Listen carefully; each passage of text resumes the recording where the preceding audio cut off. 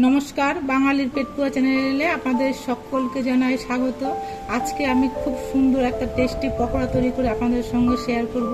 এই পকোড়াটা আপনারা গরম গরম ডাল ভাতের সঙ্গে খেতে পারবেন, গরম গরম শুধু শুধু খেতে পারবেন। সবভাবে খেতে কিন্তু পকোড়াটা ভীষণ ভালো লাগবে। তার জন্য আমি কিছু পেঁয়াজ এখন কুচি কুচি করে কেটে নিয়েছি। এবার এই পেঁয়াজের মধ্যে দিচ্ছি 2 চামচ চালের গুঁড়ো,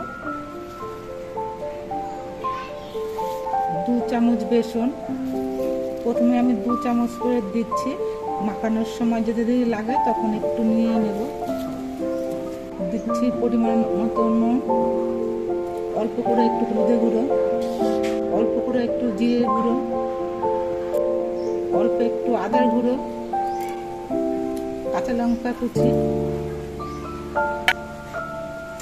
আর একটা ডিম ফাটিয়ে দিচ্ছে।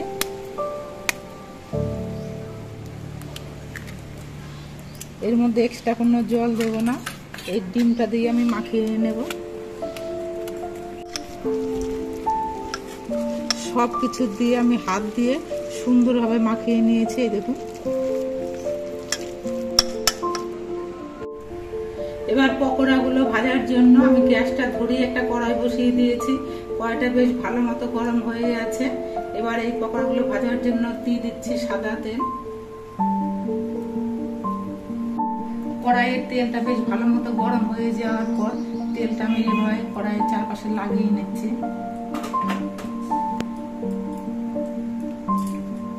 এবার কিছুটা পরিমাণ পেঁয়াজের মিশ্রণ নিয়ে আমি পকোড়াগুলো ভেজে নেব।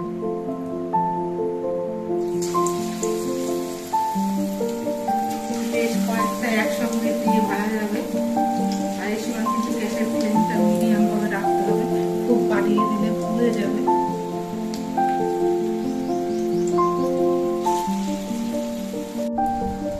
পকোড়াগুলোর এক পিঠ কিছুক্ষণ ভাজা হয়ে যাওয়ার পর এবার আমি উল্টে দিচ্ছি।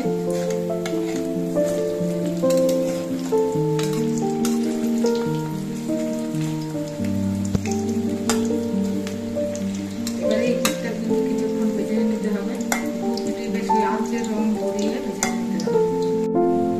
পকোড়াগুলো উল্টে পাল্টে নিয়ে বেশ সুন্দর লালচে রং ধরিয়ে ভেজে নিয়েছি। এবার এগুলো আমি নামিয়ে নিচ্ছি। এভাবে পকোড়া ভেজে আপনারা কিন্তু আলু দিয়ে একটা সুন্দর তরকারি রান্না করতে পারবেন, সেটা কিন্তু খেতে বেশ ভালো লাগে।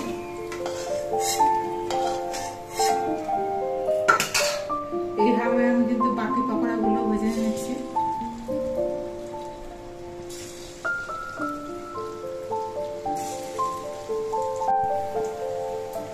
এই পকোড়াগুলো একটু ভাজা হওয়ার পর আমি উল্টে দিচ্ছি।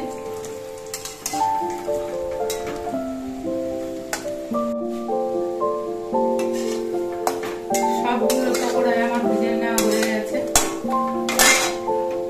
আমি নামিয়ে নিচ্ছি। পকোড়া ভাজতে কিন্তু খুব বেশি তেল লাগেনি, এই দেখুন এতটা তেল রয়ে গেছে এখনো। পকোড়াগুলো ভাজা হওয়ার পর আমি একটা প্লেটের মধ্যে সুন্দরভাবে সাজিয়ে নিয়েছি। দেখুন দেখতে কত সুন্দর লাগছে আর কত লোভনীয় লাগছে। আর এই পকোড়াগুলো খেতে কিন্তু বন্ধুরা ভীষণই ভালো হয়। আমার পকোড়া ভাজার পদ্ধতিটা আপনাদের কেমন লাগলো? যদি ভালো লাগে তাহলে আপনারা এইভাবে পকোড়া ভেজে নিয়ে খেয়ে দেখবেন। আশা করছি আপনাদেরও খেতে ভীষণ ভালো লাগে।